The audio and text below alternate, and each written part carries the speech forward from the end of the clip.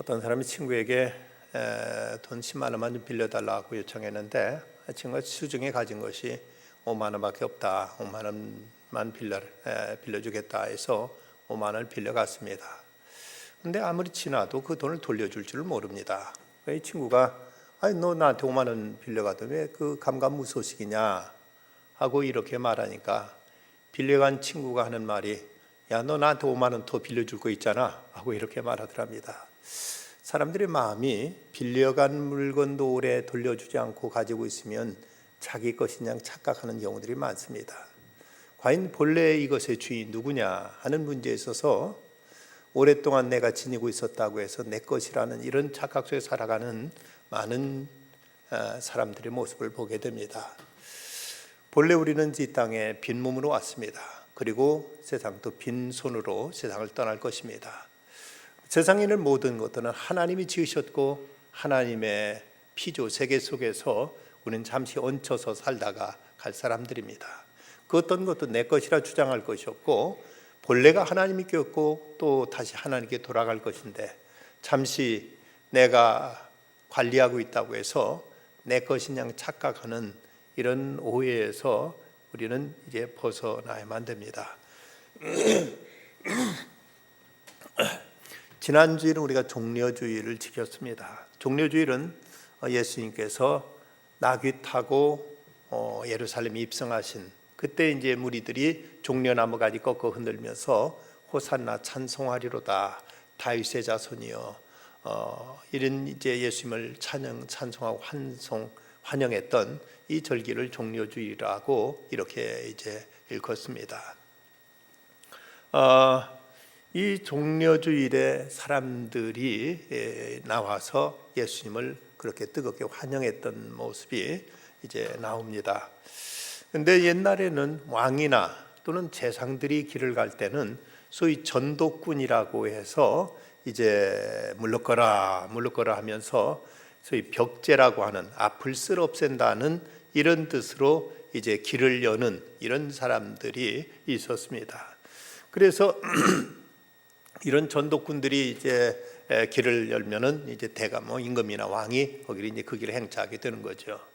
근데 점점 어떤 관료 사회, 권위주의 시대로 바뀌면서 임금님이나 어떤 높은 고위직만이 아니라 이제는 낮은 관리들까지도 걸핏하면은 이런 전도꾼을 앞세워서 길을 쓸어버리고 그리고 당당하게 길거리 이제 지고 가는 이런 일들이 많이 이제 빈번하게 일어나고 있다고 합니다.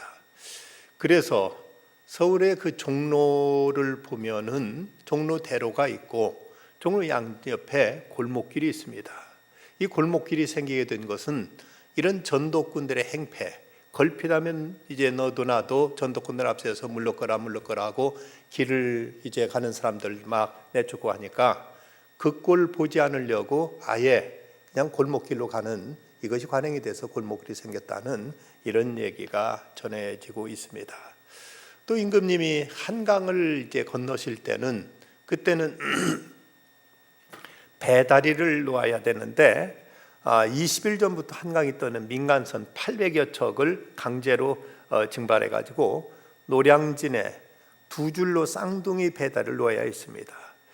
효성이 지극했던 정조 임금은 수원에 있는 사도세자능에 1년에 2번씩 이제 배능 행사를 했는데 이 배를 이제 증발해 가지고 이것을 이제 다리를 놓는 이 일을 하는 사람을 주교사라는 이 벼슬까지 두어서 이런 일을 이제 전담시켰다고 하는데 지금 용산과 노량진을 잇는 제1한강교 인도교 자리에 길이 380m, 폭 8m짜리 배달로 하는데 4차선 도로 폭이었다고 합니다. 이 배달을 놓고 뜯고 하는데 적어도 한 달 이상이 걸렸기 때문에 그동안 이 한 달 동안 전혀 배를 띄울 수도 없고 한강을 달리 배를 가지고 건널 수도 없어서 이 때문에 민원이 생기기도 했다는 이런 얘기가 전해지고 있습니다. 이처럼 임금이나 지체 높은 대감의 행차에 많은 사람이 동원되어 길을 내었는데 임금의 행차뿐만 아니라 이제 귀족들, 벼슬아치들 이들의 이제 나들이 때도 걸핏하면 이제 길을 이제 보통 사람들 평민들의 길을 가지 못하도록 저들을 이제 막아서곤 해왔기 때문에 이래서 많은 민원도 생겼다는 것입니다. 근데 이것이 근대화되면서 이런 벽제 행사를 할 수 있는 이 교통 통제가 대통령 행차 때에도 이게 나타나는데, 현직 대통령뿐만 아니라 전직 대통령들의 행차 때도 이런 일이 시행되고 있습니다. 강남경찰서의 한 교통경찰관은 말하기를, 강남에 유명 호텔들이 몰려 있기 때문에 전직 대통령이 개인적인 식사 약속 때문에 자주 이제 그 신호등을 세 개를 바꾸고 전직 대통령이 지나가도록 다른 신호를 다 마비시키고 그 길만 이제 파란불로 쭉 들어가지고는 이제 전직 대통령 가기 편하도록 이렇게 하는 일들이 종종 있어서 이따금 교통 소통에 불편을 끼치기도 하고, 또는 이제 민간인들, 일반 시민들의 교통 흐름에 방해를 주는 일이 적지 않다는 이런 실토도 있었다고 합니다. 어떤 경찰관은 서초구 양재동 시민의 숲에 테니스를 자주 치는 한 전직 대통령 측은 시속 60km로 달릴 수 있도록 해달라고 요구해가지고, 강남의 평균 주행 속도가 40km 미만이기 때문에 어쩔 수 없이 다른 차량들을 다 통제해야만 한다는 이런 얘기도 이제 경찰관 입으로부터 나온 이야기들입니다. 이런 것은 썩 그렇게 좋은 모습 비춰지지는 않습니다. 그런데 예수님은 이제 예루살렘에 입성하시는데, 여기 출발점이 어딘가 하면 바로 오늘 배우게 되는, 오늘 우리가 순례를 떠나게 되는 벳바게라는 마을에서 예수님은 나귀를 빌려 타고 이제 예루살렘에 들어가시게 됩니다. 벳바게는 예루살렘 동쪽에서 시내로 입성하려면 약 3km 정도 떨어진 베다니 쪽에서 이제 감람산 남쪽 정상에 위치한 마을 벳바게를 지나서 이제 감람산을 넘어가야만 합니다. 감람산 산머리에는 두 개의 마을이 있는데, 하나는 벳바게, 또 하나는 베단이라는 마을입니다. 이 마을에 들어서면 감람산 능선에서부터 불과 100m 떨어진 예루살렘의 전경이 한 폭의 그림처럼 눈앞에 펼쳐지는 곳, 이 벳바게는 덜 익은 무화과의 집이라는 이런 의미인데, 이것은 예수님께서 그 열매 맺지 못하는 무화과 나무를 저주하신 바로 거기에서 유래돼 가지고 그 이름이 벳바게, 아직 익지 않은 이른 무화과의 집이다는 이런 뜻으로 이 동네 이름이 붙여졌다고 합니다. 지금은 그 이름이 에뚜아르라고 불려지고 있는데, 여기 예수님은 종려주일 입성교회가 세워졌고, 그리고 본래 12세기 십자군 시대 교회터 위에 1883년 프란시스칸 교회가 세워졌습니다.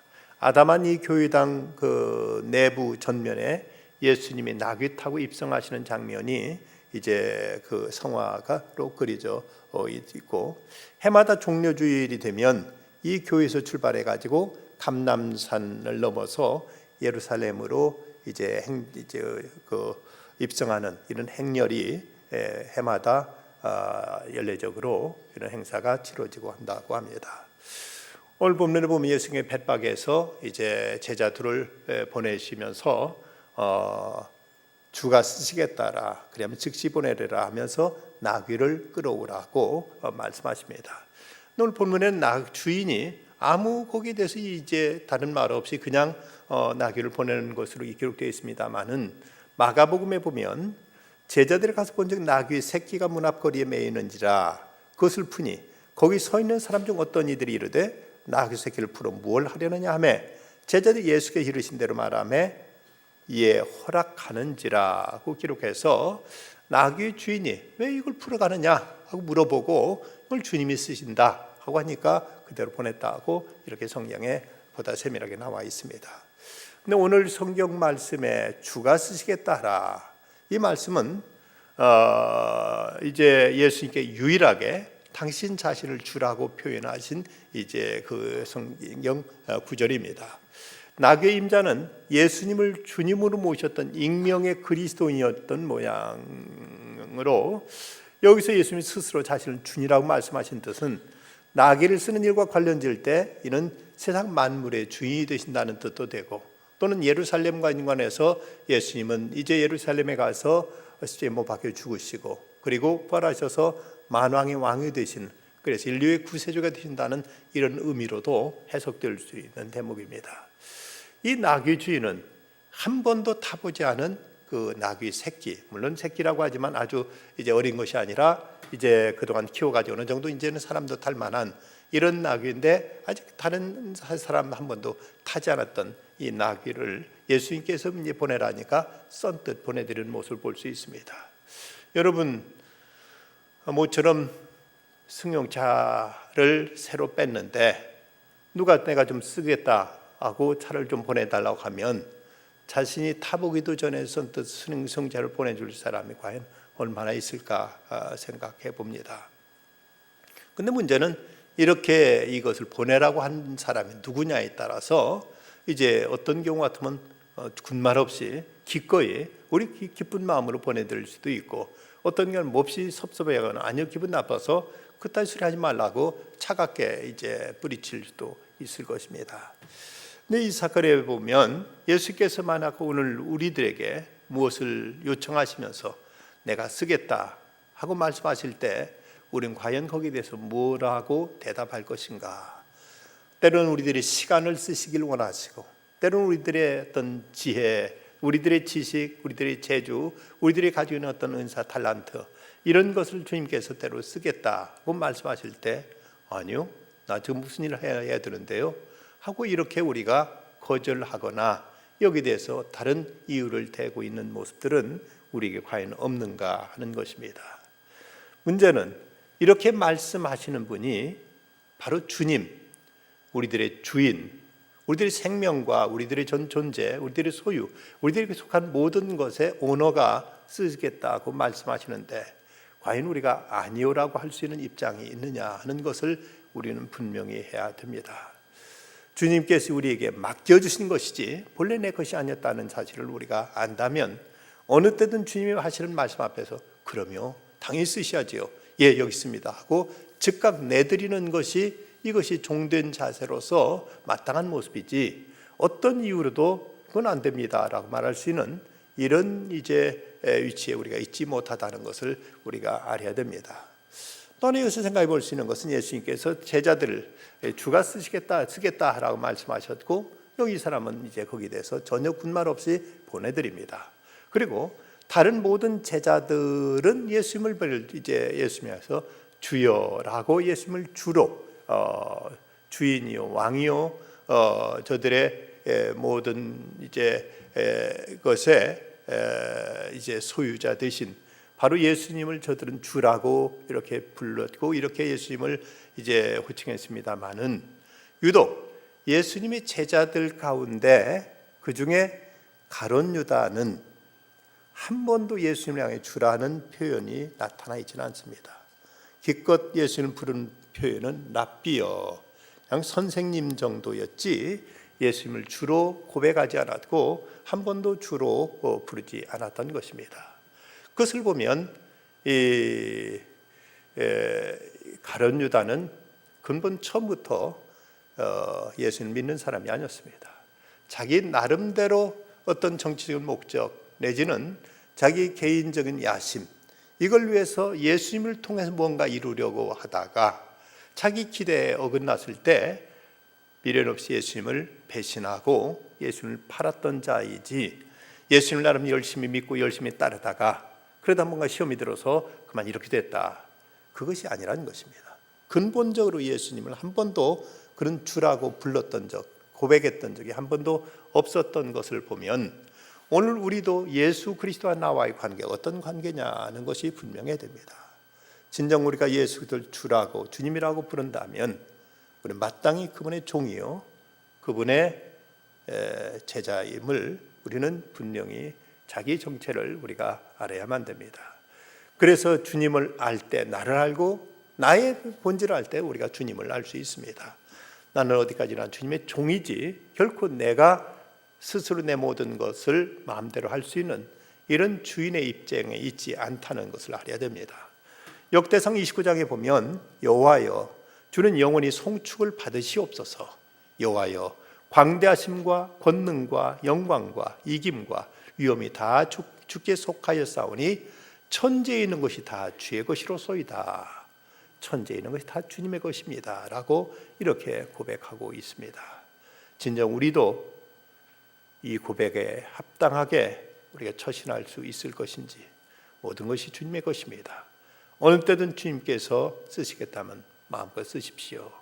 심지어 내 생명까지도 주님께서 부르시면 어느 때든 가겠습니다 하는 이런 고백과 다짐과 이런 이제 각오가 적어도 그리스도를 주라고 부르는 사람들에게는 분명히 갖춰져 있을 때 우리는 세상을 좀 더 명랑하게, 또 세상을 좀 더 밝게, 세상을 더 선명하게, 세상을 더 담대하게 우리는 살아갈 수 있을 것입니다.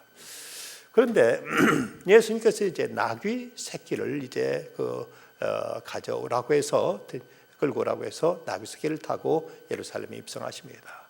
왜 하고 많은 동물 가운데, 탈 것 가운데 왜 하필 나귀 새끼일까? 먼저는 예언의 성취입니다. 스가랴서 9장 9절에 보면 시온에 따라 크게 기뻐할지어다, 예루살렘 따라 즐거이 부를지어다. 보라, 내 왕이 내게 임하시나니 그는 공의로우시며 구원을 베푸시며 겸손하여서 나귀를 타시나니 나귀의 작은 것 곧 나귀 새끼니라 하신, 이때부터 약 520년 전에 예언했던 스가랴 선지자의 그 예언대로 예수님은 이제 나귀 타고 예루살렘에 입성하신 것입니다. 우연히 그렇게 된 것이 아니고 어쩌다 이제 예수님께서 문득 나귀 한번 타볼까 이런 것이 아니라 이미 예수님께서 이스라엘을 구원하시기 위해서, 당신의 백성들을 구원하시기 위해서 예루살렘에 마지막 입성하시면서 그때 나귀를 타고 가실 것이라는 것이 이미 벌써 520년 전에 예언되었고, 예언된 그대로 예수님은 지금 나귀 타고 예루살렘에 들어가신다는 것입니다.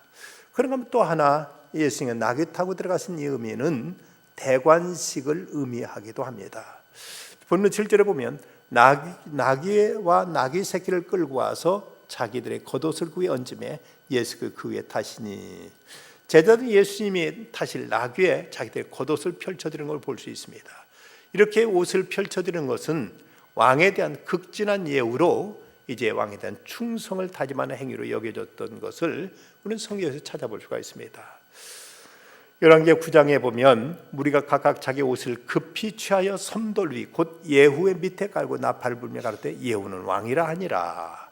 예후를 왕으로 취대할 때 자기들 옷을 쭉 벌어가지고 그 앞에 깔면서, 그러면서 그를 밟고 지나가면서 그러면서 예후는 왕이라고 이렇게 이제 그 옷을 벗어 바닥에 깔면서 그를 밟고 지나가도록 하는 이를 통해서 왕에 대한 예우, 왕에 대한 충성을 다짐하는 이런 의식이 있었던 것이고, 옛날 솔로몬 시대 또 이제 왕이 될 때 또 나귀를 타고 예루살렘에 들어갔던 장면이 나오는 걸 보면, 이 나귀를 어찌 보면 초라한 동물 같지만 그럼에도 이제 평화의 왕을 상징하는 이런 의미에서 나귀가 왕의 대관식 때 이용했다는 것을 알 수가 있습니다. 스가랴서 9장 9절, 보라 내 왕이 내게 임하시나니 그는 공의로우시면 구원을 베푸시고 나귀를 타고 이제 가신다. 그래서 왕이 이 내게 임하신다는 이 말씀 속에서 왕이 타시는 그 탈 것으로 나귀가 이미 예정되어 있다면 그 자체가 벌써 예수님이 만왕의 왕으로 예루살렘에 입성하시는 것이라는 것을 나타내고 있습니다. 또 하나, 이 나귀를 타신 것은 겸손의 상징이기도 합니다. 그는 공의로우시며 구원을 베푸시며 겸손해서 나귀를 타시나니 나귀의 작은 것 곧 나귀 새끼니라. 지금은 우리가 나귀 보기가 그렇게 쉽지 않죠. 동물원에 가볼 수 있습니다만, 제가 지금부터 40-50년 전만 해도 서울 시내도 종종 이제 나귀가 끄는 수레를 여러분 보신 분들이 많이 있을 것입니다. 나귀는 그 체격에 비해서 힘이 좋고 인내력이 있어서 제법 많은 짐을 잘 나를 수 있는 이런 운반수단으로 많이 쓰여졌고, 이스라엘에서는 지금도 이 나귀를 있다고 볼 수 있는데, 예수님께서 말씀하신 선한 사마리아인의 비유, 여리고 하는 그 길목에 이제 거기에 사람들이 나귀 한 마리 갖다 놓고 나귀 한번 태워주고 그리고 이제 돈 받고 사진 찍고 하는 이런 장면도 이제 볼 수 있는데, 그쪽에서는 그 당시 상당히 유용한 이런 어떤 수송수단으로 쓰였던 것이 나귀였습니다. 근데 이렇게 나귀를 그러니까 타신 것 그 자체가 이제 겸손의 상징, 또 평화의 왕이라는 의미를 나타내는 것입니다. 어떤 이가 그런 걸 썼던데, 만약 예수님께서 나귀를 타지 않고 백마, 이제 키가 크고 아주 붕당당한 이런 말을 타고 오셨으면 어땠을까 하는 이런 이제 얘기를 쓴 글을 봤습니다. 과연 그랬으면 어땠을까? 그럼 더 예수님이 멋있고 예수님이 더 이제 그야말로 왕의 위엄을 갖추고 이제 호령하면서 더 그럴듯한 더 멋진 모습으로 오지 않았을까 하는 그렇게 했더라면 더 좋았겠다 하는 이런 생각을 하는 분이 있습니다만은, 그렇지만 만약 그러셨다면 예수님께서 우리 같은 건 만나주셨을까? 과연 우리 모두가 가까이 다가갈 수 있는 이런 이제 왕, 이런 주님이 되셨겠는가? 예수님께 그 낮은 모습, 어쩌면 그 이스라엘 지방에 있는 그 중동 지방에 있는 나귀는 이쪽 그 극동 지방에 있는 우리나라라든지 중국에 있는 나귀보다 더 키가 작아서 나귀를 타면 발이 거의 땅에 끌릴 정도로 이렇게 키가 작다고 합니다. 그래도 힘이 좋고 아주 그 인내력이 있어가지고 곧잘 사람을 태우고도 다니는 것이 이제 나귀입니다. 예수님께서 나귀 타고 오신 그 모습 속에서 예수님의 그 낮아지신 이 모습을 우리가 엿볼 수 있습니다. 아프리카 성자로 불려졌던 슈바이처 박사가 아프리카 남반연에서 이제 그곳에서 그곳에 있는 흑인들을 위해서 인수를 베풀다가 어느 때 고향 알자스 지방에 이제 돌아오게 귀향하게 되었습니다. 그 유명한 슈바이처 박사가 돌아온다는 얘기를 듣고 많은 사람들이 슈바이처를 보기 위해서 기차역에 나왔습니다. 기차역에 나와서 이제 그 정해진 시간 기차가 쭉 들어오는데 당연히 1등석에 있겠지 하고 1등석 맨 앞에 이 부분을 봤는데 아무리 사람 봐도 이제 나오질 않습니다. 그럼 2등석에 오셨나 하고 2등석을 봐도 오지 않습니다. 근데 저 뒤에서 누가 터덜터덜 오는 모습 보니까 그분이 이제 바로 슈바이처 박사였던 것입니다. 아니 박사님 어떻게 3등 칸을 타셨습니까? 하고 이제 사람들이 의아해 물었더니 이때 슈바이처가 빙그레 웃으면서 이렇게 대답했다고 합니다. 4등 칸이 없어서요. 그보다 더 낮은 칸이 있었으면 그걸 타셨을 텐데 4등 칸이 없어서 어쩔 수 없이 3등 칸 탔습니다. 이 모습을 보면 그 슈바이처 박사가 얼마나 겸손한 사람이고 검소한 사람이었는가를 우리가 짐작할 수 있죠. 예수님께서도 이렇게 겸손하시게 나귀 타고 오셨기에 누구든 가까이 예수님께 나갈 수 있고 또 예수님과 같은 거의 그 이제 눈높이에서 예수님을 배울 수 있는 이런 자리로 예수님께서 이렇게 낮게 오신 모습을 우리가 엿볼 수 있습니다. 그러면 여기서 그 나귀의 입장으로 우리가 생각해 보면 나귀가 예수님을 태우고 예루살렘에 입성하셨을 때 그때 그 나귀는 과연 그때 예수님을 태우게 된 그 사실을 어떻게 받아들였을까? 물론 나귀가 짐승이기에 그런 생각을 했을까 싶습니다만은 그럼 이걸 의인화해서 한번 생각해 보면 우리가 나귀의 입장이 되어서 예수님을 태우고 예루살렘에 들어가게 되었다고 그 상황을 우리가 한번 상상해 보면 그것을 재수 없다고 해야 될지 큰 축복이고 특권이고 영광이라고 생각해야 될지 여러분은 어떻게 생각하십니까? 내가 그 나귀 입장에서 예수님을 태울 수 있었다. 그것이 우리에게 운이 없어서 당한 고생이고 참으로 욕된 일이라고 생각하십니까? 아니면 이건 특권이요 축복이요 이건 한없는 은혜라고 여러분 생각하십니까? 구레네 사람 시몬 그가 예수님의 십자가를 대신 지고 억지로 십자가 지워서 골고다에 올라갔죠. 처음에 그는 참으로 왕재수 없었다고 했을 겁니다. 그러나 그 일이 나중에 예수님 부활하셨을 때 예수님이 바로 자기가 십자가를 져드렸던 그분이 바로 우리의 메시아 그리스도라는 사실을 깨달았을 때 한없는 영광이요 특권이요 축복으로 그는 받습니다. 그래서 성경에 보면 그 루포의 아버지 구레네 시몬이라고 알렉산더 루포의 아버지 시몬이라고 이제 성경에 기록되어 있는데 그런데 이제 로마서에 보면 사도 바울이 루포의 어머니, 곧 나의 어머니라고 바울이 이렇게 편지 쓴 대목이 나옵니다. 이것을 통해서 이제 그 전해지는 전승에 가면은 이 일로 인해서 이제 구레네 시몬은 자기가 주님의 십자가를 졌다는 것을 한없는 영광으로 축복으로 특권을 알고 온 가족이 예수를 믿게 되었고, 그러다가 이제 그 집안이 로마로 가서 그 집이 중심이 돼서 이제 그 교회가 서게 되었고, 루포는 이제 세상을 떠났고 그 자녀들과 또 그 특별히 그 어머니는 교회에서 그 루포의 부인, 그 구레네 시몬의 부인 루포의 어머니는 교회에서 참으로 존경받는 교회의 지도자가 돼서 사도 바울까지도 루포의 어머니, 곧 나의 어머니라고 이렇게 부를 만큼 아주 참 신실한 복된 믿음의 가정을 이룰 수 있었다는 것입니다. 처음에는 정말 재수없게 내가 걸렸다, 이런 사형수를 위해서 내가 십자가를 지다니 하고 몹시도 이제 기분 나쁘게 아주 이제 거기에 대해 불쾌하게 억울하게 생각했을 것입니다.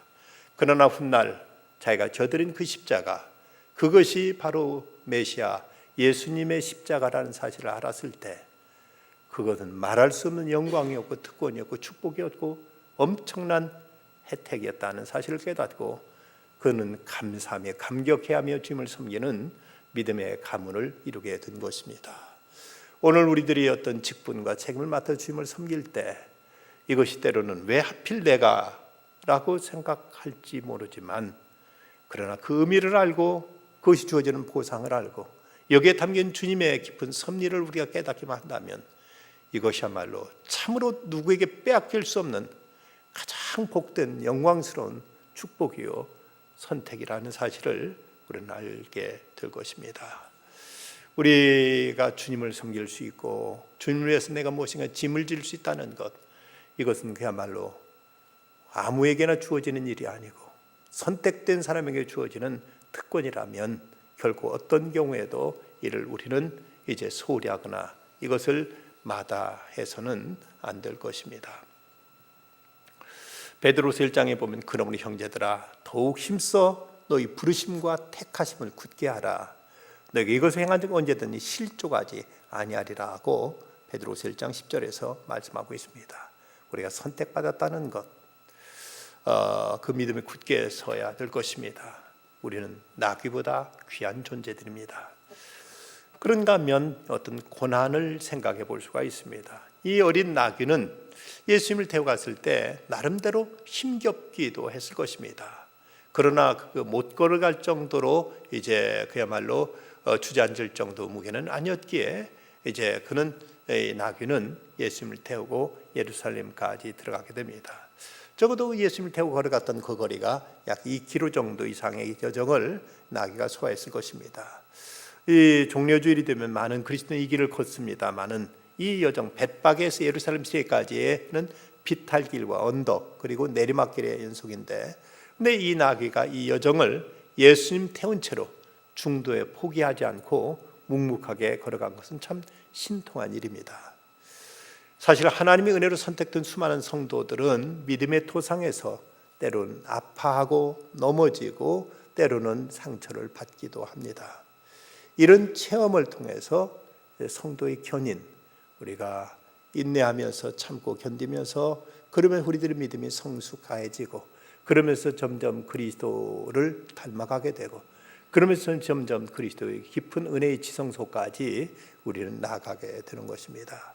이런 과정을 통해서 성화가 이루어지고 이렇게 이제 이런 연단을 통해서 우리는 영광스러운 모습으로 점점 우리는 이제 변해갈 것입니다.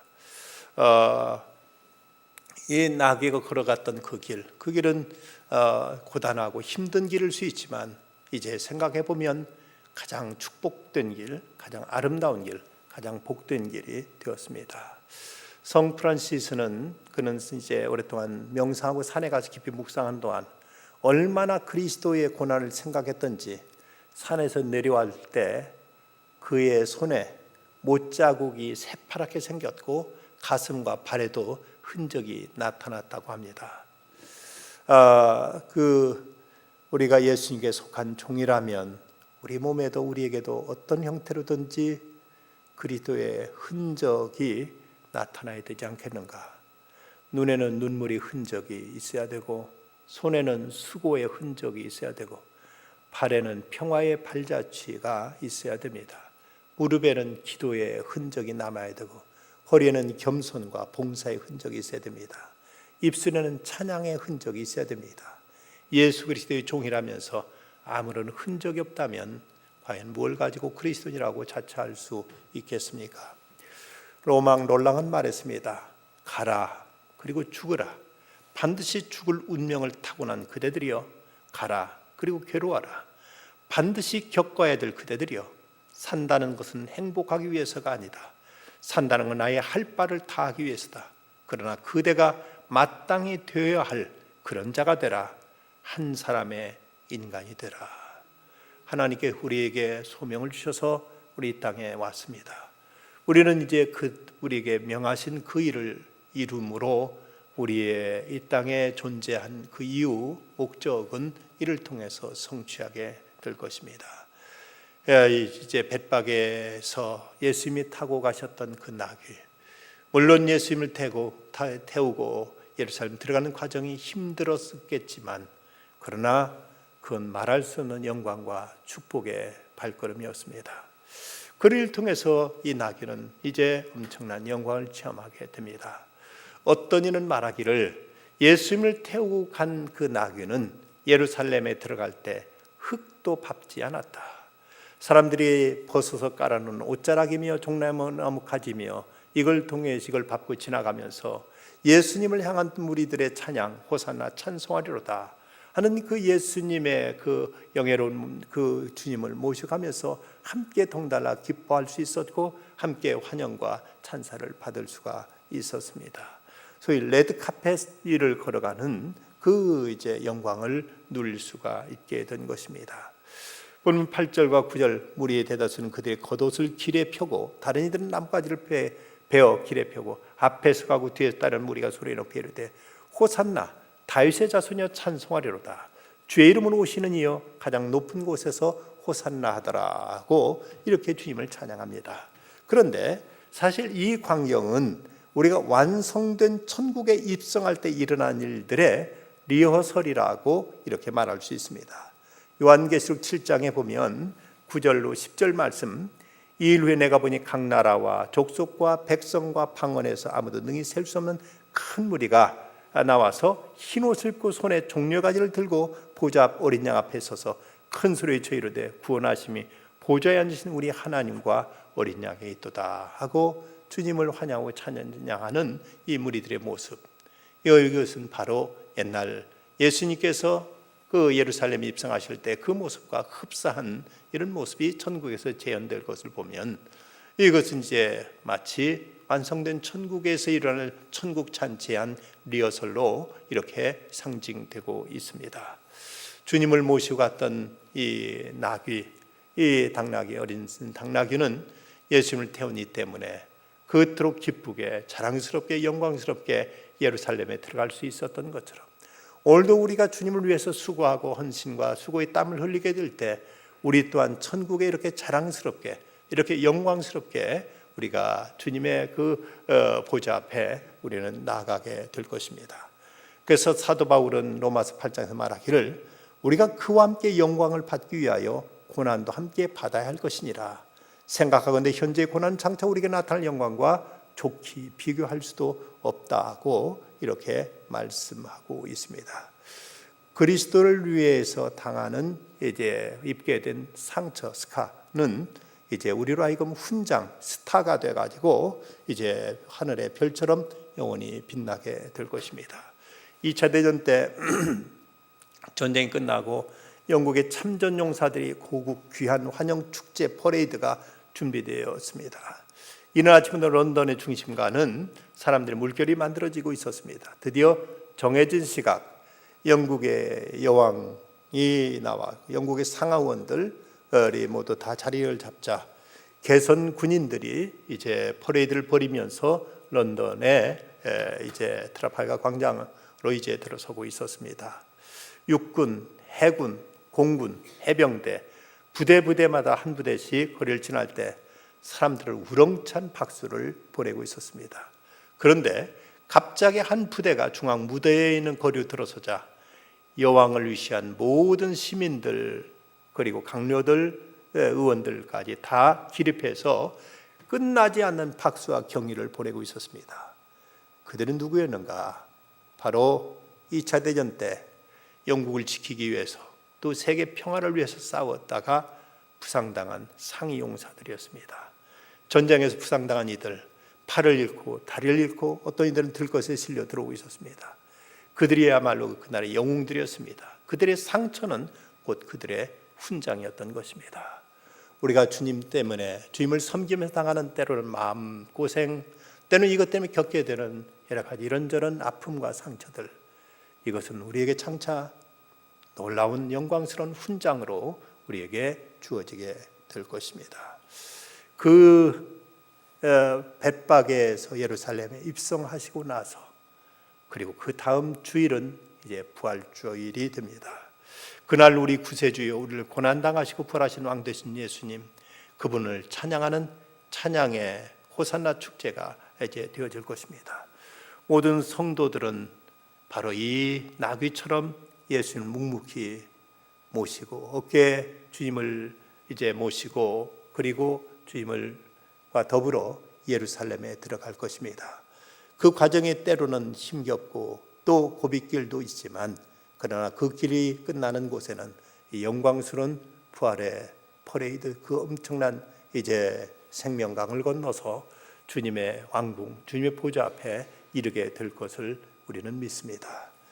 주님께서 우리를 부르셔서 주님을 이제 모시고 함께 예루살렘에 가자고 주님께서 말씀하십니다. 주님과 더불어 때로는 고난도 또 이런저런 시련도 감당하는 중에 주님과 더불어 영광의 자리, 승리의 자리, 축복의 자리까지 함께 나아갈 수 있는 우리 모두가 다 되어야 되겠습니다. 기도하십시다. 걸어가신 주님, 주님을 모시고 태우 갔던 그 나귀처럼 저희들도 묵묵히 주님을 모시고 싶습니다. 불평 없이 군말하지 않고 순종하며 겸손히 주님을 모시길 원합니다. 때로는 이 때문에 이런저런 힘든 일들도 있을 수 있고 이런저런 고난도 상처까지도 생길 수 있을 것입니다. 그러나 그것이 곧 훈장이 되고 그것이 멸류관이 된다는 사실을 잊지 않게 하여 주시고 주님께서 그토록 걸어가시던 그 고난의 길에 동참하여 주님과 함께 영광의 자리에도 참여할 수 있는 저희들이 다 되게 해 주시옵소서.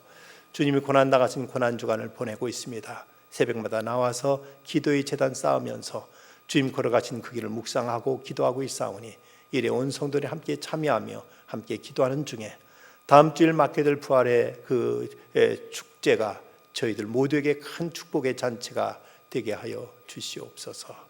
예수님의 이름으로 기도드리옵나이다. 아멘.